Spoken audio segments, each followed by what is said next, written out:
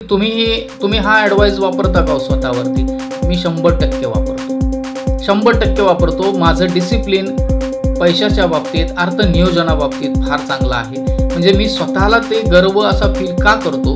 कारण बऱ्याचदा अगदी म्हणतात ना, वर्स्ट कंडिशन आल्यानंतर सुद्धा आपण काय केलं पाहिजे, काय नको याचा पूर्व अंदाज घेऊन मी सगळ्या स्टेप बाय स्टेप पुढे नियोजनाच्या टाकत असतो.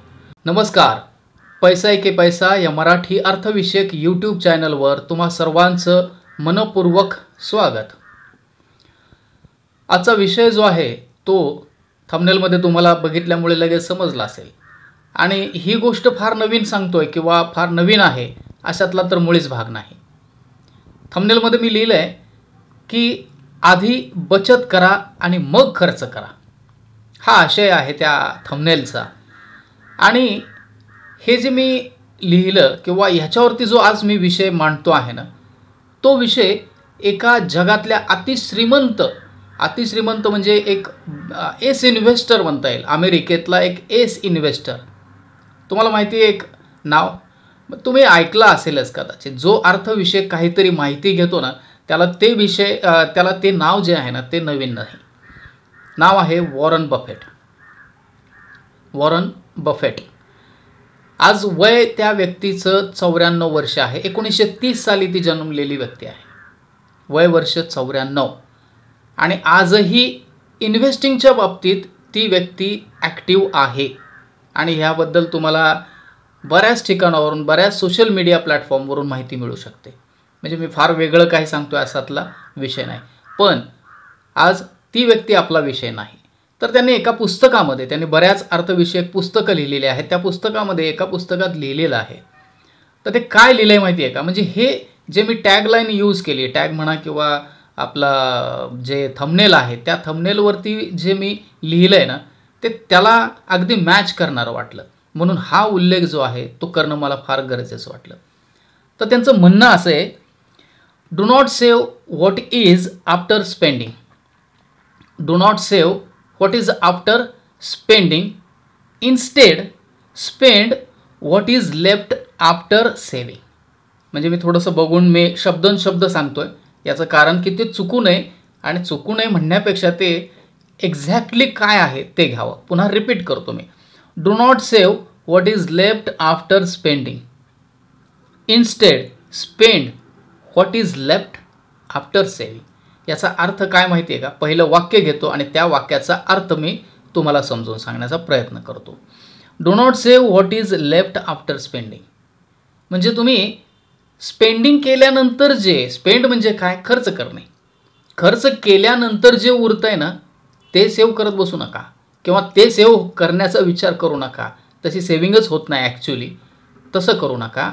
आधी सेव्हिंग करा आणि सेव्हिंग करून जे उरलेलं आहे ते तुम्ही खर्च करा, असं या वॉरन बफेट यांचं म्हणणं आहे. आणि आपण नेमकं काय करतो माहिती आहे का? याच्या उलट करतो. माहिती सगळी आहे मला सगळं माहिती आहे की आधी बचत केली पाहिजे, नंतर खर्च केला पाहिजे.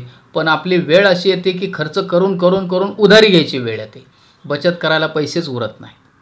म्हणून ही सवय जी आहे ना, ती सवय आपल्याला स्वतःला लावण्याची गरज आहे. हा व्हिडिओ फार मी लांबवणार नाही. छोटासा अगदी ही एकच टिप जी आहे, एकच तुम्हाला ॲडवाईज आहे. आणि तुम्ही म्हणाल की तुम्ही हा ॲडवाईज वापरता का स्वतःवरती? मी 100% वापरतो. 100% वापरतो. माझं डिसिप्लिन पैशाच्या बाबतीत, अर्थ नियोजनाबाबतीत फार चांगलं आहे. म्हणजे मी स्वतःला ते गर्व असा फील का करतो? कारण बऱ्याचदा अगदी म्हणतात ना, वर्स्ट कंडिशन आल्यानंतर सुद्धा आपण काय केलं पाहिजे, काय नको याचा पूर्व अंदाज घेऊन मी सगळ्या स्टेप बाय स्टेप पुढे नियोजनाच्या टाकत असतो, पुढे चालत असतो. म्हणून मला असं वाटतं की मी हा प्रकार नको. पण तुम्हीसुद्धा काय करता तुमच्या लेवलला? याला अतिश्रीमंत लोकांनीच सेव्हिंग करावी, अतिश्रीमंत लोकांनीच इन्व्हेस्टमेंट करावी, अतिश्रीमंत लोकांनीच या पैशाचा आर्थिक नियोजनाचा विचार करावा असं अजिबात नसतं. अगदी 10,000 रुपये जरी इन्कम असेल तरीसुद्धा त्यामध्ये खर्च किती करावा आणि त्यामध्ये आपण काय वाचवू शकतो का याचा विचार प्रत्येकाने करणं गरजेचं आहे. असं मला वाटतं. मग 10,000च्या ऐवजी एखाद्याचं इन्कम ₹1,00,000 असेल तरीही त्याने तो विचार करावा. लाखाच्या ऐवजी 10,00,000 इन्कम असेल तरीही त्याने तोच विचार करावा, हे माझं म्हणणं आहे याच्यामध्ये. याच्या पाठीमागं कारण काय?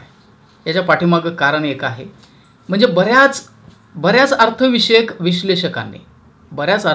विश्लेषकांनी एक फॉर्म्युला देऊन ठेवला आहे बघा. फॉर्म्युला असा आहे की तुम्ही जे आपण इन्कम आहे किंवा जे आपलं काय म्हणतात त्याला मिळकत आहे, त्याच्यामध्ये आपलं नियोजन कसं असावं. तर त्यांनी लिहून काय ठेवलं आहे, बऱ्याच म्हणजे अनेक ठिकाणी तुम्हाला तो फॉर्म्युला, म्हणजे हा काही थंब रूल नसला तरीसुद्धा हा फॉर्म्युला तुम्हाला ऐकायला, वाचायला, बघायला मिळेल की रेशो आहे 50-30-20. म्हणजे तुमचे जर 50%, 30% आणि 20% असा हा विषय आहे.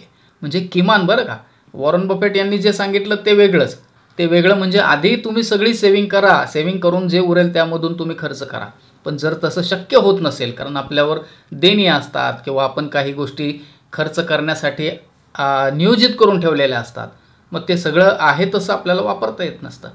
पण किमान हा फॉर्म्युला जो आहे तो 50-30-20चा फॉर्म्युला यूज करून आपण बचत जी आहे ती थोडी का होईना करत राहू शकतो. मग ह्याच्यामध्ये 50% म्हणजे काय, तर 50% पैसा जो आहे ना, तो अतिशय गरजेच्या तुमच्या काही असतील गोष्टी. मग त्या गरजेच्या म्हणजे काय, तर तुमची कंपल्सरी देणी आहेत, काही कर्ज आहे तुमच्यावर, ते तुम्हाला कंपल्सरी देणं आहे. पण तुमचा पगार ज्यावेळी 10,000 असतो त्यावेळी 5,000मध्येच तो ही EMI जाईल असंच लोन तुम्ही घ्यावं, याचा अर्थ असा आहे. त्यामध्येच तुमचा जो डेली खर्च गरजेचा आहे तो व्हावा. म्हणजे तुम्हाला 10,000चं उदाहरण सांगितलं म्हणून तुम्ही तेच कन्सिडर करू नका. एखादा 50,000प्रमाणे 50%मध्ये सगळ्या गरजेच्या गोष्टी ज्या आहेत त्याने त्या ॲलोकेट कराव्यात. त्यानंतर 30% काय, तुमच्या इच्छा. म्हणजे काय, तर आपल्याला सुद्धा एक थोडंसं का होईना चाकोरीबद्ध जीवन सोडून इतर ठिकाणी काही खर्च करावा वाटतो, इतर ठिकाणी काहीतरी स्पेंडिंग करावं वाटतं, त्यासाठी तुम्ही 30% ॲलोकेशन करू शकता. आणि नंतर 20% हे कंपल्सरी सेव्हिंग. म्हणजे 50 आणि 30, 80 आणि 20, 100% तुमचे पैसे जे आहेत ते परफेक्ट युटिलाइज होतात. जर आता मी उदाहरण म्हणून 10 घेतलं होतं, त्याच्याऐवजी 50,000चं उदाहरण घेतलं, तर 50,000चे 50% म्हणजे किती होतात, 25,000. 25,000मध्ये तुम्ही तुमचं रेंट दिलं पाहिजे. त्यामध्ये तुमचं EMI जे आहे तो EMI देणं गरजेचं आहे. त्यामध्ये स्कूल फीज वगैरे जे आहेत, गरज हे देणंच आहे, कंपल्सरी आहे. ते त्या 50%मध्ये तुम्ही काय करा, ॲडजस्ट करण्याचा प्रयत्न करा. जर होत नसेल तर म्हणजे आता होत नसेल ही वेळ जर आली असेल तर तुम्हाला ते 30% जे आहे ना, आपण पुढे म्हटलं होतं की तुमच्या इच्छा पूर्ण करण्यासाठी वापर करा. तर त्या 30%मधले तुम्हाला ते पैसे काढून त्या 50%चं ॲलोकेशन 80% करून तुम्हाला ते गरज भागवावी लागणार आहे. हे होतं. आणि मग 20% जे आहे ते सेव्हिंग करा. मग सेव्हिंग करण्यासाठी खूप मार्ग आहेत. म्हणजे तुम्ही अगदी म्हणजे साध्या सिंपल आपल्या मिडल क्लास लोकांसाठी सुद्धा अगदी रिकरिंग डिपॉझिट अकाउंट तुम्ही काढू शकता. पोस्टामध्ये आहे, बँकांमध्ये आहे. त्यानंतर तुम्ही FDs करू शकता. त्यामध्ये अनेक मार्ग आहेत. म्हणजे असे मी मार्ग तुम्हाला कुठलेही सांगणार नाही की तुम्ही तिथेच करा, इथेच करू नका, इथे काहीही करा, कसंही करा, पण ते पैसे तुमचे सेव्ह झालेत असं झालं पाहिजे. सेव्हिंग करून दुसरीकडे खर्च हे अजिबात नाही. सेव्हिंग म्हणजे सेव्हिंगच. उद्याच्या भविष्यकाळात काहीही इमर्जन्सी असो किंवा कुठलं चांगलं काम करणं असो मोठं, त्यावेळी ते पैसे तुम्हाला युटिलाइज झाले पाहिजे. या पद्धतीची ती सेव्हिंग अमाऊंट तयार व्हायला पाहिजे. अशा पद्धतीची ती 20% दर महिन्याची तुमची सेव्हिंग होणं गरजेचं आहे. मग आता इथे आल्यानंतर म्हणजे आता इथपर्यंत जर तुम्ही व्हिडिओ बघितला असेल तर आजचा जो एक रूल तुम्हाला सांगितला त्याचं ॲलोकेशन तुमच्या तुमच्या इन्कमनुसार तुम्ही आज ठरवून बघा नेमकं काय होतंय. म्हणजे आपलं इन्कम फिक्स आहे का हेही त्याच्यामध्ये गरजेचं आहे बघणं. जर फिक्स असेल तरीसुद्धा 50% कंपल्सरी गरजेसाठी, 30% माझ्या इच्छा आकांक्षा पूर्ण करण्यासाठी फिरायला जाणं वगैरे आहे, हॉटेलिंग आहे वगैरे वगैरे आहे, बड्डे साजरा करणं आहे वगैरे. म्हणजे असं काय एक ओकेजन तुम्हाला मी सांगू शकत नाही, अनेक आहेत. तर हे 30% आणि त्यानंतर 20%ची कंपल्सरी सेविंगची सवय आजपासून ह्या महिन्यापासून मी स्टार्ट करतो असं ठरवा आणि मग पुढे बदल बघा. आणि जर समजा मी सांगितलं म्हणून तुमच्या म्हणजे आता तुमचं डोकं विचार करायला सुरू करेल की अरे हां बघूया तरी आता आपलं इन्कम एवढं आहे, होतंय का हे मॅनेज. जर होत नसेल पुढचे 2 महिने जाऊ द्या, 3 महिने जाऊ द्या, 6 महिने जाऊ द्या, तुमच्या त्या 100% जाऊ द्या, पण जी गरजेची देणी आहेत ती देणी कमी कशी करता येतील. म्हणजे काय, शाळेची फी तुम्ही रोखू शकत नाही, तुमच्या ट्युशन्स फी रोखू शकत नाही मुलांच्या, तुमचं ट्रॅव्हलिंग तुम्ही थांबवू शकत नाही, पण महत्त्वाचा फॅक्टर असतो तुमचे EMI जर असतील तर ते EMI कमी कसे करता येतील त्याच्यावरती विचार करा. आणि ते कमी करून मग पुढे जाऊन तुमच्याकडे पैसा उरेल, त्यामध्ये तुम्ही ॲलोकेशन सेव्हिंगचं करू शकाल. आलं लक्षात. मग आज तुम्ही एवढंच माझ्यासाठी काम करा.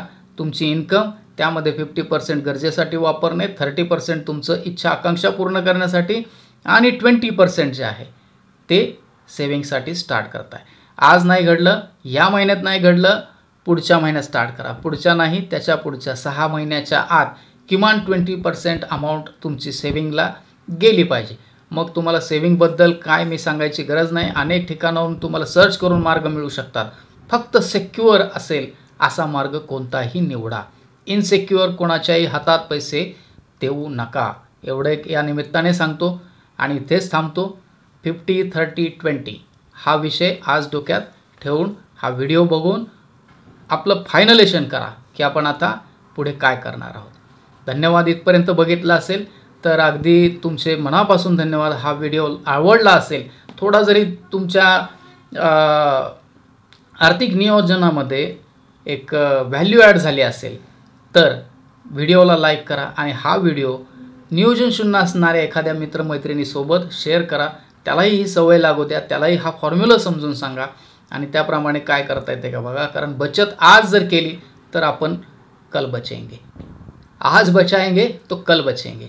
हे साधं सिंपल लॉजिक जे आहे ते मी इथं सांगतो आणि इथं थांबतो. काळजी घ्या आणि बचतीची सवय आजपासून ह्या महिन्यापासून लावून घ्या स्वतःला. धन्यवाद. थँक्यू.